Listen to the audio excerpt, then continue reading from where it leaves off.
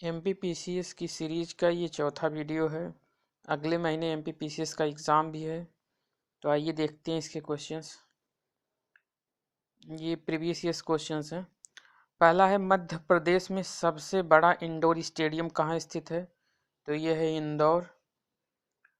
अगला है, सुब्रतो कप निम्नलिखित में से किससे संबंधित है? तो ये फुटबॉल से संबंधित है। सुब्रतो कप जो है फुटबॉल से संबंधित है।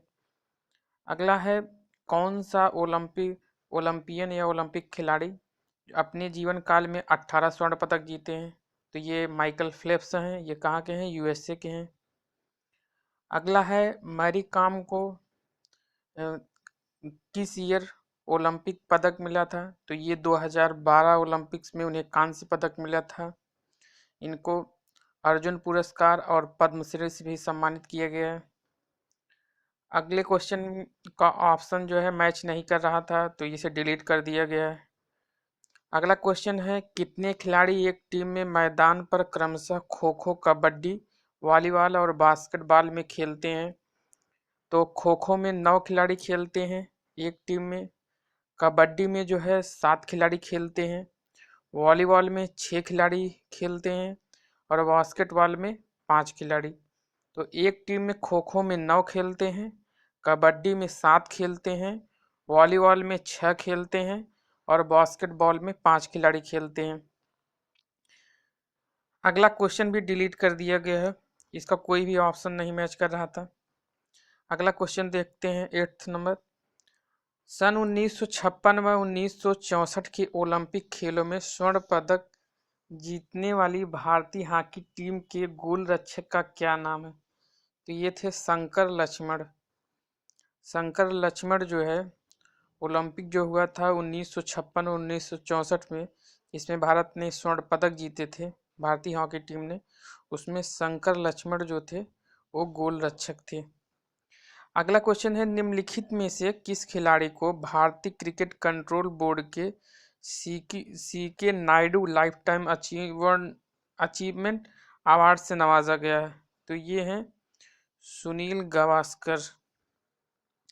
लेकिन ये 2013 का है और 2016 में कोई और है। 2016 का ही पूछेगा, इसको देख लीजिएगा। अगला क्वेश्चन एमपीपीसीएस ने डिलीट कर दिया है, इसमें था निम्नलिखित में से 2012 की विश्व बिलियर्ड्स स्पर्धा कितने जीती? अगला क्वेश्चन है, मध्य प्रदेश शासन के प्रतिष्ठित कालिदास सम्मान से नवंबर 2012 में निम्नलिखित में से किसे सम्मानित किया गया था? तो अनुपम खेर। लेकिन 2015-16 में किसी और को किया गया है, उसको देख लीजिएगा। अगला है, निम्नलिखित में से मध्य प्रदेश में सर्वाधिक सोयाबीन कहाँ होता है? तो मालवा क्षेत्र में जो है सर्वाधिक सोयाबीन होता है। अगला क्वेश्चन है, निम्नलिखित में से मध्य प्रदेश के किस जिले की सीमा उत्तर प्रदेश को स्पर्श नहीं करती है? तो जो ऑप्शन में थे उसमें से श्योपुर जो था, ये सीमा जो है उत्तर प्रदेश के साथ टच नहीं करती है। अगला है, निम्नलिखित में से कौन जनसंख्या की दृष्टि से मध्य प्रदेश का सबसे छोटा जिला है? तो ये हरदा जिला जो है मध्य प्रदेश का जनसंख्या की दृष्टि से सबसे छोटा जिला है। अगला है, मध्य प्रदेश के प्रथम मुख्यमंत्री निम्नलिखित में से कौन थे? तो ये थे रविशंकर शुक्ल। मध्य प्रदेश के प्रथम मुख्यमंत्री थे कौन थे? तो ये थे रविशंकर शुक्ल। अगला है, भारत के 12 ज्योतिर्लिंगों में से मध्य प्रदेश में ज्योतिर्लिंगों की संख्या कितनी है? भारत में कुल कितने ज्योतिर्लिंग हैं? 12 हैं और उसमें से 2 जो है मध्य प्रदेश में है। अगला है, मांडू निम्नलिखित में से किससे संबंधित है? ये रानी रूपमती से संबंधित है। आगे देखते हैं।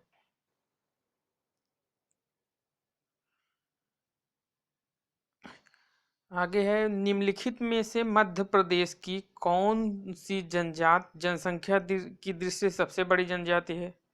तो ये है भील जनजाति। भील जनजाति जो है मध्य प्रदेश की जनसंख्या की दृष्टि से सबसे बड़ी जनजाति है, वो भील है। अगला है, निम्नलिखित में से मूर्ति कला का प्रसिद्ध स्थान पढ़कर स्टूडियो कहाँ स्थित है?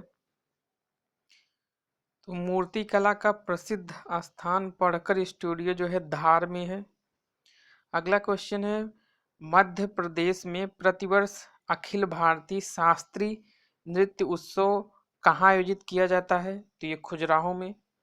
मध्य प्रदेश में प्रतिवर्ष अखिल भारतीय शास्त्रीय नृत्य उत्सव जो है खजुराहो में आयोजित किया जाता है।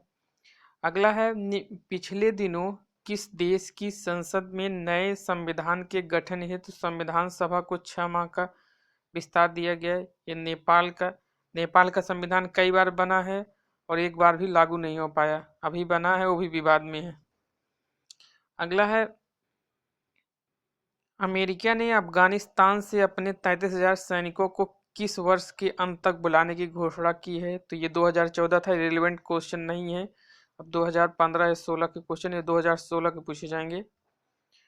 अगला है नवंबर 2011 में पाकिस्तान और चीन ने संयुक्त सेना अभ्यास निम्न में से किस नदी के किनारे किया? तो ये झेलम नदी, ये भी रिलेवेंट ही नहीं है। अगला है निम्नलिखित में से किन देशों ने सीरिया पर होने वाली अंतर्राष्ट्रीय कॉन्फ्रेंस का बहिष्कार किया था? तो चीन और रूस। ये उस समय के जो है करंट अफेयर्स के क्वेश्चन है। अगला है ब्रिटिश संसद के दोनों सदनों को संबोधित करने वाली ब्रिटेन की महारानी को छोड़कर प्रथम महिला कौन है? तो आंग सांग सू की, जो इस समय करंट में जो है वहाँ की विदेश मंत्री बनी है, म्यांमार की विदेश मंत्री हैं। अगला है सरक्रीक विवाद किन दो देशों के मध्य है? तो ये सरक्रीक विवाद जो है भारत पाकिस्तान का, जो गुजरात वाला एरिया है वही सरक्रीक वाला एरिया है, उसी का विवाद है भारत पाकिस्तान के बीच। अगला है टाइम द्वारा जारी विश्व के शीर्ष 36 प्रदर्शनकारियों की सूची में अन्ना हजारे को कौन सा स्थान दिया गया है? 5वां। तो ये 2014 के करंट अफेयर्स हैं, इस समय ये नहीं पूछे जाएंगे।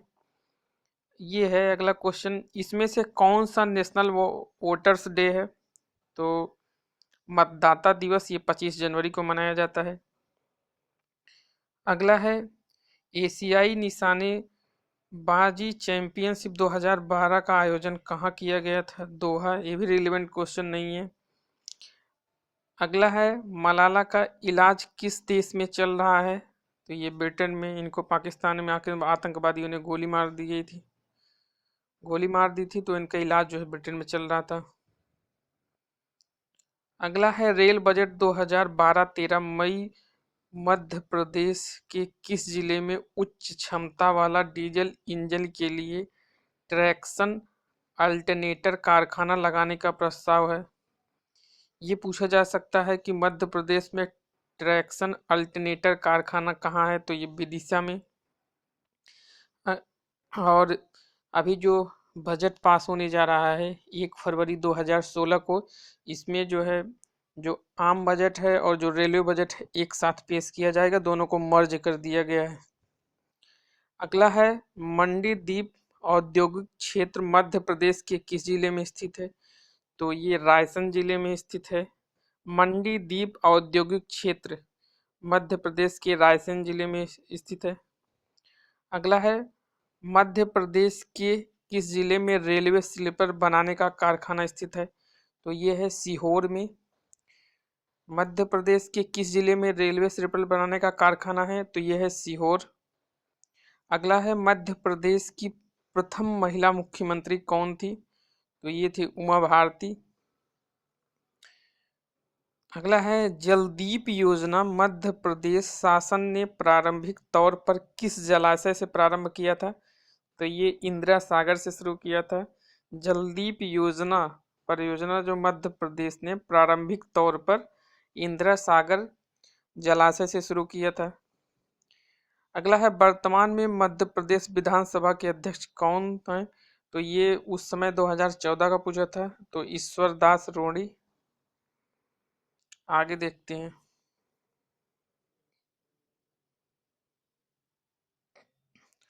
अगला है 1/1/2000 को मध्य प्रदेश के विभाजन के समय मुख्यमंत्री कौन थे? तो ये है दिग्विजय सिंह। अगला है रिलायंस समूह को मध्य प्रदेश में कोल बेड मीथेन के भंडार कहाँ मिले हैं? तो ये सुहागपुर में। रिलायंस समूह को मध्य प्रदेश में कोल बेड मीथेन के भंडार कहाँ मिले हैं? तो ये है सुहागपुर। अगला है दुष्यंत कुमार पांडुलिपि संग्रहालय कहाँ है? तो ये है भोपाल में। दुष्यंत कुमार पांडुलिपि संग्रहालय कहाँ है? तो ये है भोपाल में। अगला है सांची स्तूप का निर्माण किसने करवाया था? तो सांची स्तूप का निर्माण अशोक ने करवाया था। अगला है निम्नलिखित में से किस प्रोटोकॉल द्वारा वर्ल्ड वाइड वेब में पहुंचा जाता है? तो यह है HTTP। HTTP का फुल फॉर्म है हाइपर टेक्स्ट ट्रांसफर प्रोटोकॉल। अगला है निम्नलिखित में से कौन सा एक वैलिड डोमेन नेम एक्सटेंशन है?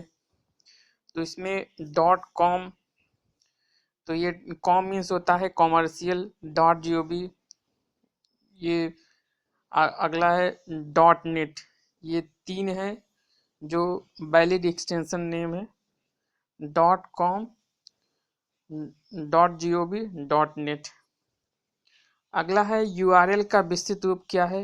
Universal resource locator.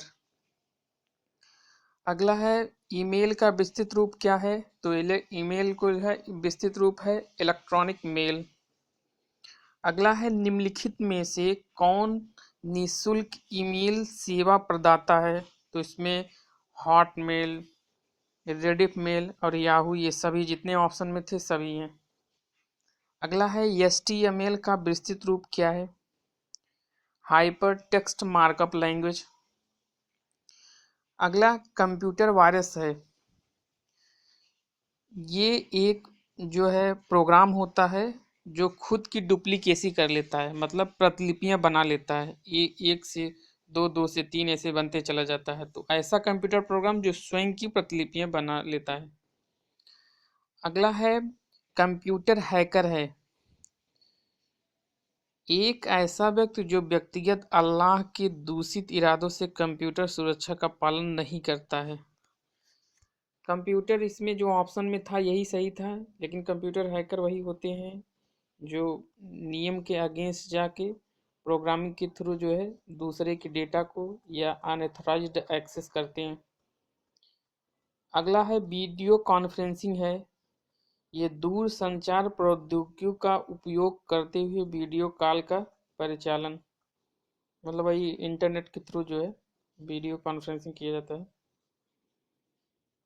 तो अगला है साइबर क्राइम कार्य है, यह है हैकिंग, स्टॉकिंग, सर्विस आघात की मनाही आदि। जितना ऑप्शन में था सारा जो है साइबर क्राइम है, हैकिंग, स्टॉकिंग, सर्विस आघात, सब जो है ये साइबर क्राइम के अंतर्गत आते हैं।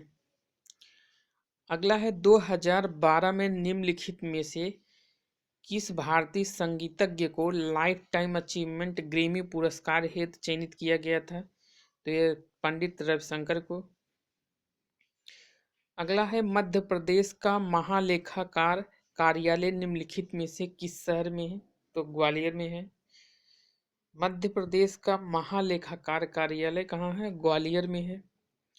अगला है RCVBP नरोन्ना प्रशासनिक अकादमी किस शहर में स्थित है? ये तो भोपाल में।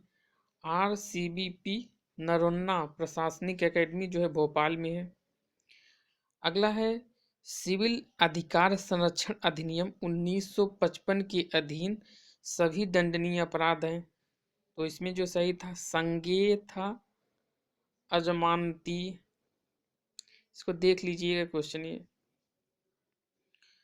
अगला है अस्पृश्यता के उद्भूत अपराध गठित नहीं होगा जबकि अभियुक्त और परिवारवादी पीड़ित समान सामाजिक समूह से हैं। ये जो है आर्टिकल 17 है इंडियन कॉन्स्टिट्यूशन से, उसी से रिलेटेड है। अगला है सिविल अधिकार संरक्षण अधिनियम का विस्तार है संपूर्ण भारत पर। सिविल अधिकार संरक्षण अधिनियम का विस्तार है संपूर्ण भारत पर। अगला है अनुसूचित जाति और अनुसूचित जनजाति अधिनियम 1989 लागू हुआ। ये लागू हुआ था 30 जनवरी 1990 को, और 30 जनवरी को जो है गांधी जी की डेथ एनिवर्सरी भी मनाई जाती है। तो याद करने का भी तरीका हो सकता है। अनुसूचित जाति और अनुसूचित जनजाति अधिनियम 1989 लागू हुआ था, तो 30 जनवरी 1990 को। अगला है अनुसूचित जाति और अनुसूचित जनजाति अधिनियम और अनुसूचित जनजाति की उन्नति के लिए, देखते हैं, उन्नति के लिए एक प्रावधान है जो इनमें से किसी एक सिद्धांत पर आधारित है। तो ये था संरक्षा विधेयक का सिद्धांत। अनुसूचित जाति या अनुसूचित जनजाति से अधिनियम से रिलेटेड 4 या 5 क्वेश्चन हर एमपीपीसीएस के क्वेश्चन में है, तो इसको अच्छे से पढ़ के जाइए। अगला है निम्न शक्तियों में से कौन सी एक अनुसूचित जाति और अनुसूचित जनजाति अधिनियम के अधीन विनिर्दिष्ट विशेष न्यायालय को नहीं दी गई है। तो ये पुलिस से अतिरिक्त किसी व्यक्ति को अतिरिक्त अन्वेषण करने के लिए अधिकृत करना। ये क्वेश्चन 2-3 बार आ चुका है, इसका आंसर देख लीजिए सही से। अगला है अनुसूचित जाति और अनुसूचित जनजाति अधिनियम के अधीन अपराधों का विचारण करने के लिए सत्र न्यायालय को विशेष न्यायालय के रूप में विनिर्दिष्ट करने का प्रायोजन है।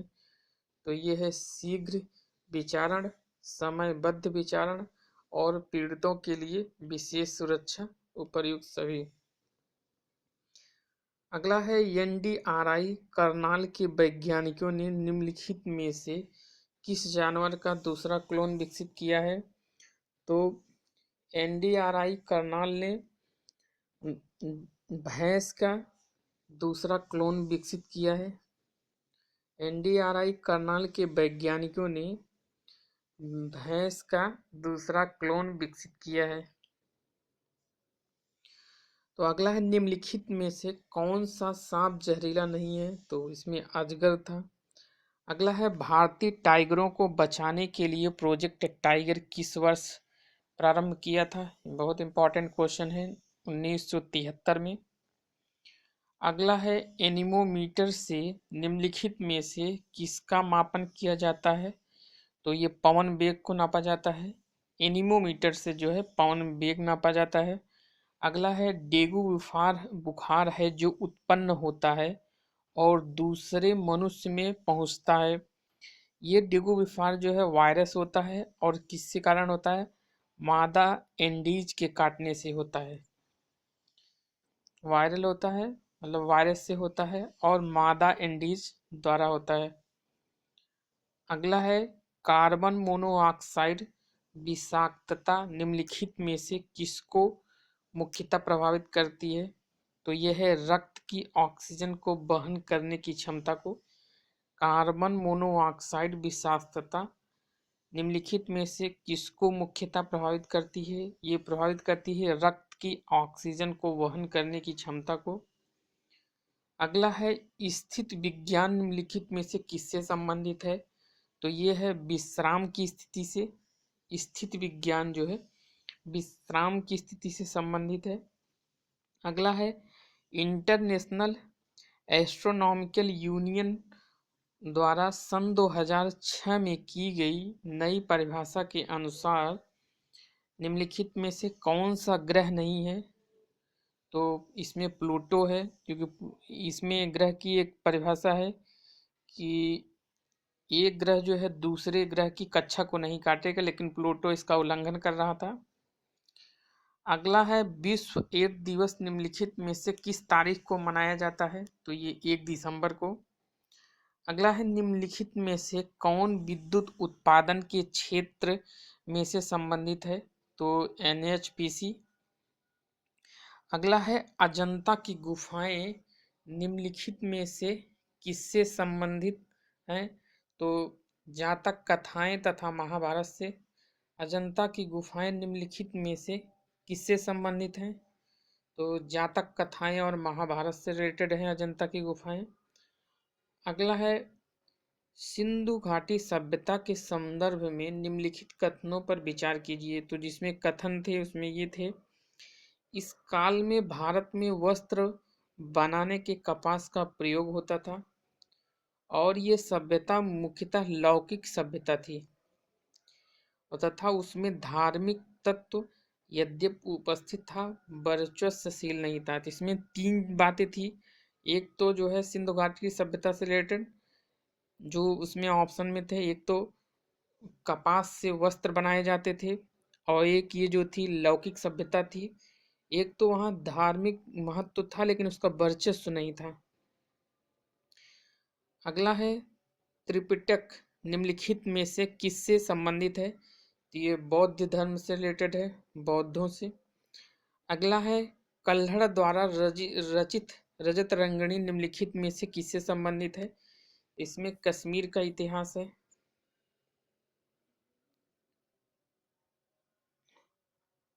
अगला देखते हैं, निम्नलिखित में से कौन प्रसिद्ध INA मुकदमे के वकील थे? तो इसमें है आसफ अली और भुल्ला भाई देसाई। निम्नलिखित में से कौन INA मुकदमे के वकील थे? तो ये है आसफ अली और भुल्ला भाई देसाई। अगला है निम्नलिखित में से किसने तीनों गोलमेज सम्मेलनों में भाग लिया था? तो ये थे BR अम्बेडकर। BR अम्बेडकर जो है तीनों सम्मेलनों में भाग लिए थे और गांधी जी ने केवल दूसरे सम्मेलन में भाग लिया था कांग्रेस की तरफ से। अगला है निम्नलिखित में से किसने क्रांतिकारियों के संगठन अभिनव भारत को संगठित किया था? तो ये थे विनायक दामोदर सावरकर, जिनको BD सावरकर भी बोला जाता है शॉर्ट में। निम्नलिखित में से किसने क्रांतिकारियों के संगठन अभिनव भारत को संगठित किया था? तो ये विनायक दामोदर सावरकर। अगला है निम्न संयुक्त राष्ट्र संघ में हिंदी में भाषण देने वाले निम्नलिखित में से पहले व्यक्ति कौन थे? तो ये थे अटल बिहारी वाजपेयी। संयुक्त राष्ट्र में हिंदी में भाषण देने वाले पहले व्यक्ति कौन थे? तो अटल बिहारी वाजपेयी। अगला है अमीर खुसरो निम्नलिखित में से किसके शासनकाल से संबंधित था? तो जो ऑप्शन था अलाउद्दीन खिलजी। इसमें कहा जाता है इसने 7 या 8 राजाओं का शासन देखा था अमीर खुसरो ने। अगला है मोहनजोदड़ो निम्नलिखित में से कहाँ पर स्थित है? तो इस समय ये पाकिस्तान के सिंध प्रांत में है। अगला है नागार्जुन सागर बांध भारत के किस राज्य में स्थित है? तो ये आंध्र प्रदेश में स्थित है। नागार्जुन सागर बांध भारत के किस राज्य में स्थित है? तो ये आंध्र प्रदेश में कृष्णा नदी पर।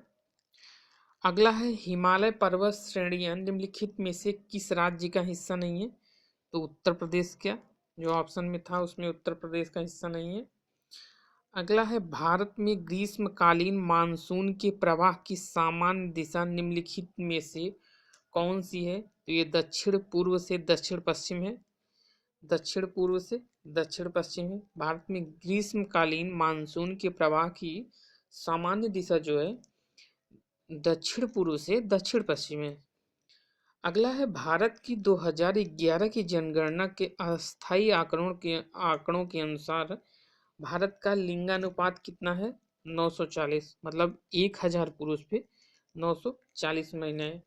लेकिन ये अपडेटेड के अनुसार जो है 943 शो करता है, लेकिन ऑप्शन के अकॉर्डिंग इसमें 940 ही सही है। अगला है भारत का सर्वप्रथम राष्ट्रीय उद्यान निम्नलिखित में से कौन सा है? तो ये है कार्बेट राष्ट्रीय उद्यान। तो ये भारत का सर्वप्रथम राष्ट्रीय उद्यान कौन सा है? तो कार्बेट राष्ट्रीय उद्यान। अगला है अलास्का निम्नलिखित में से किस देश का हिस्सा है? तो ये संयुक्त राज्य अमेरिका में। अलास्का पहले रसिया का हिस्सा था, तो इसने अपने कुछ वो जो है एग्रीमेंट और उसमें कुछ पैसे वैसे से उसने इसे खरीदा था। तो अलास्का भी जो है अलास्का निम्नलिखित में से किस देश का हिस्सा है? तो संयुक्त राज्य अमेरिका का। तो बहुत लोग जो पहले से जानते हो लोग रूस को टिक करते हैं, तो ये ध्यान से देखिए इसको। अगला है इंडीज पर्वत श्रेणी निम्नलिखित में से किस महाद्वीप में है? तो ये दक्षिणी अमेरिका में है। लोग रॉकी और रॉकी पर्वत और एंडीज पर्वत में बहुत कंफ्यूज होते हैं। तो रॉकी पर्वत जो है उत्तरी अमेरिका में है और एंडीज पर्वत जो है दक्षिणी अमेरिका में है। अगला है भूमध्य रेखा निम्नलिखित में से किस देश से होकर नहीं गुजरती है। तो इसमें जो ऑप्शन थे उसमें मैक्सिको से नहीं गुजरती है। अगला है निम्नलिखित में से कौन सा शहर नहरों का शहर कहा जाता है। बहुत इंपॉर्टेंट क्वेश्चन है ये है। नहर कौन सा शहर नहरों का शहर है। तो ये वेनिस शहर है।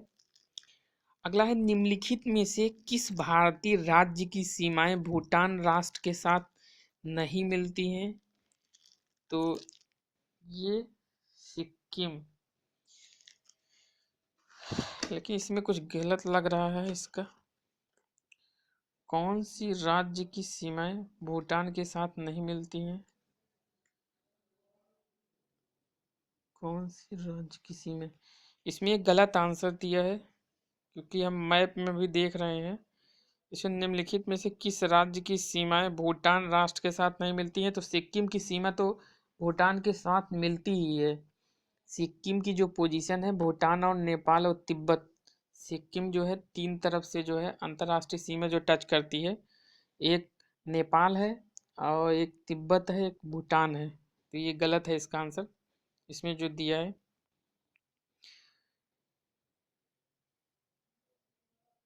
अगला है निम्नलिखित में से संविधान सभा के बारे में गलत कथन कौन सा है। तो इसमें है इसका निर्वाचन वयस्क मताधिकार के आधार पर किया गया था।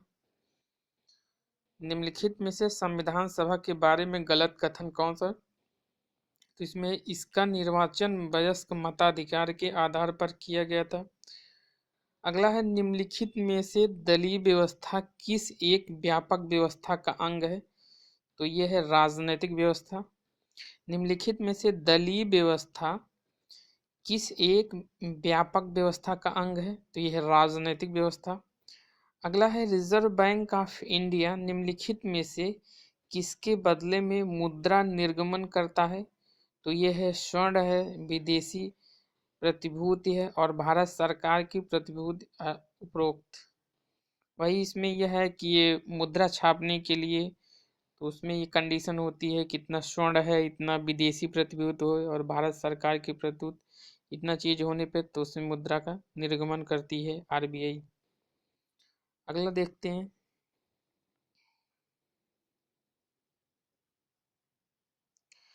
रेलवे जोन के लिए संसद सदस्यों की सलाहकार समिति निम्नलिखित में से किसके द्वारा गठित की जाती है। तो संसदीय मामलों का मंत्रालय इसको गठित करता है। रेलवे जोन के लिए संसद सदस्यों की सलाहकार समिति निम्नलिखित में से किसके द्वारा गठित की जाती है। तो यह संसदीय मामलों के मंत्रालय द्वारा। अगला है निम्नलिखित में से 12वीं पंचवर्षीय योजना की अवधि कब से कब है। तो ये 12वीं पंचवर्षीय योजना की 2012 से 2017। अगला है भारत में राष्ट्रीय आय की गणना निम्नलिखित में से कौन करता है। ये है तो आईएसओ करता है, इंडियन स्टैटिस्टिकल ऑर्गेनाइजेशन जिसे बोलते हैं केंद्रीय सांख्यिकी संगठन। भारत में राष्ट्रीय आय की गणना कौन करता है। केंद्रीय सांख्यिकी संगठन। अगला है निम्नलिखित में से कौन श्वेत क्रांति से संबंधित है। तो ये थे वर्गीज कुरियन। श्वेत क्रांति के जनक भी कहे जाते हैं वर्गीज कुरियन। अगला है निम्नलिखित में से कौन सा बैंक भारत का केंद्रीय बैंक है। तो reserve bank of India RBI. आजकल ये बहुत चर्चा में है। नोटबंदी के ऊपर 500 और 1000 रुपए की नोट को बंद करके इसने नई करेंसी जारी किया है। अगला है निम्नलिखित में से कौन प्रथम लोकसभा के अध्यक्ष थे। तो ये थे जीवी मावलंकर। तो प्रथम लोकसभा अध्यक्ष थे जीबी मावलंकर।